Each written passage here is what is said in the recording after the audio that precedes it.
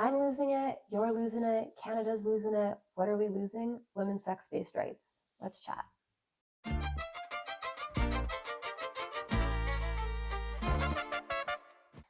All right, welcome back to Losing It. I'm your host, Stephanie Hunter. Thank you for taking the time to join me today.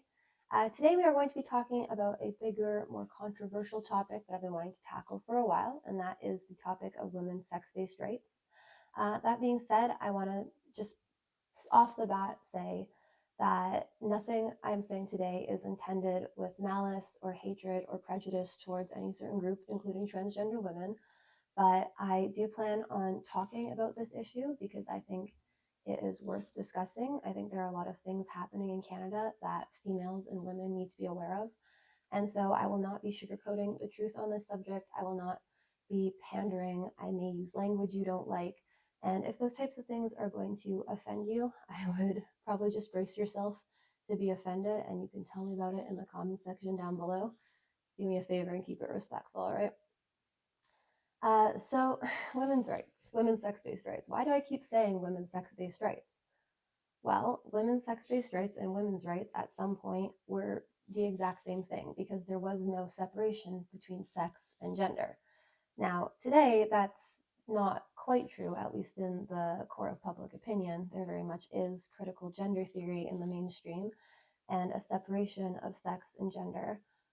And that is, I guess, a situation, a matter of personal belief. I personally know what I think a woman is, and I'm fine if someone else has a different conception of that. I don't think it's actually very useful to Matt Walsh style try to parse apart what is a woman to talk about situations in the law and how we are protecting females under the law. I think it's more important to discuss the differences between males and females, regardless of gender identity, and what we can do in our legal system to protect females.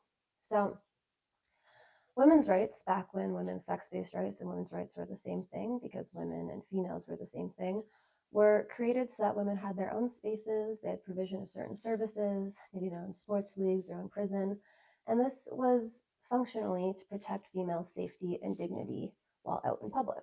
And if you think about it, this makes a lot of sense. The rights such as needing our own bathrooms doesn't come from some notion of womanhood per se. It comes from the reality that in certain private and vulnerable situations, the very real physical differences between males and females become more relevant, and separate spaces and services were needed. When I talk to other Canadian females about this situation, they are usually very surprised to find out that we don't actually have rights in Canada anymore as females. We have rights based on being women identified people.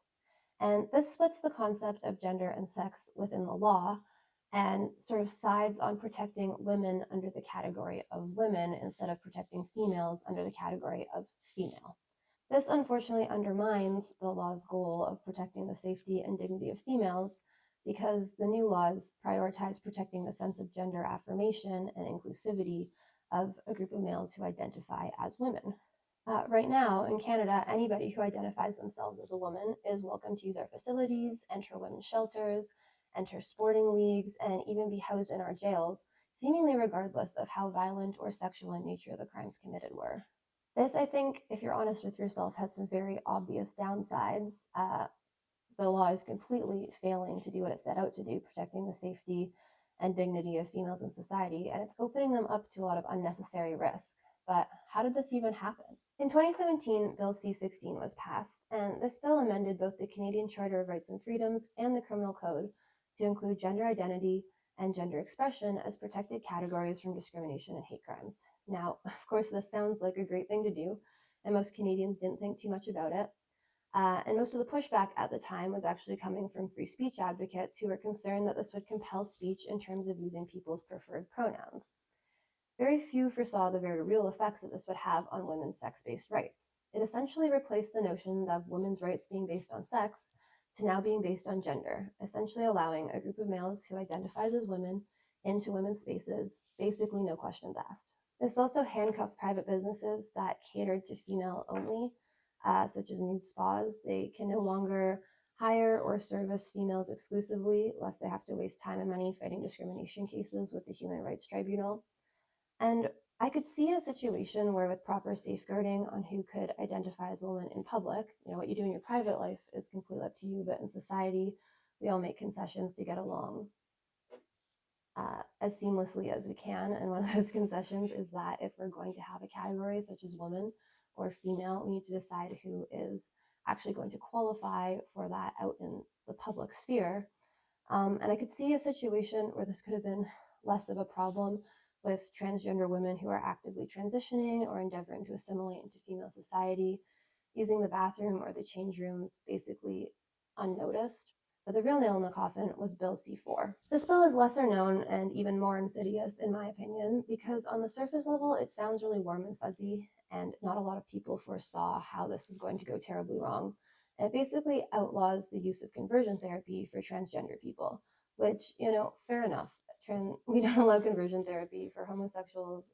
It probably shouldn't be allowed for transgender people. It sounds like it'd be a really terrible thing to go through. But what this actually did wasn't to just outlaw blatant conversion therapy, it actually put liability on care providers who questioned someone's stated gender identity and resulted in the Canadian Pediatric Society, the Canadian Psychological Association, and the College of Family Physicians in Canada all putting into their official policy the model of affirmative care. So, what does that mean? Well, the affirmative care model explicitly states that patients' self stated, self diagnosed gender identity should be taken at face value and treatment should be given accordingly. It basically took out the ability for care providers and also the incentive for care providers to do what they are actually supposed to do, which is to take all the evidence available to them about a patient or about a case and use their professional judgment to decide which course of treatment would be most appropriate. Now, I think morally that creates a real issue for people seeking transgender affirmation therapies because they might be facing very invasive therapies that might not be the right fit for them medically. But this also creates a societal issue for females because in Canada, the only documentation you need to change your official government identification is a letter from your doctor. So essentially, now we're in a position where there is no gatekeeping in Canada as who can identify as a woman, and there is no gatekeeping as what sex you need to be to enter a female space. So I think maybe you can see where I'm going here. This functionally means that any male, for any reason, can claim womanhood and impose themselves on females in spaces meant to protect female safety and dignity. This objectively adds unnecessary risk to females operating in society. Let's also be honest, I don't think this is great for transgender women in the long run, because if we rely on self ID, the transgender movement is largely delegitimized. And I think public sentiment as we sacrifice the rights and the well being of females for transgender women is going to see a downturn. And that's really unfortunate because there's a lot of individuals in society just trying to live their life. And I think they have a right to do that. So the next question we should be asking ourselves is, what is the real life effect of this? Do we have statistics? Do we have anecdotes? What is actually happening because of these policies? Well, I can give you lots of anecdotes of women being pushed out of sports, women experiencing not okay things in change rooms and in bathrooms. I can give you two really specific examples of men who, after being convicted or tried for their crimes, which were violent or sexual in nature, now being housed in Canadian female prisons. But the really unfortunate part of this is that the Canadian government seems either not willing or not able to keep good statistics on any of these matters. For example, crimes committed by trans identified women who are sex based males are recorded as female crimes. There is no data requirement for prisons to publish which males they are moving to female facilities, nor how many male inmates there currently are in female facilities. That no sporting league is required to keep or disclose the sex statistics of their league, nor the implication for injury statistics in their leagues. I think, like myself, most females in Canada, upon learning this, are going to feel very betrayed.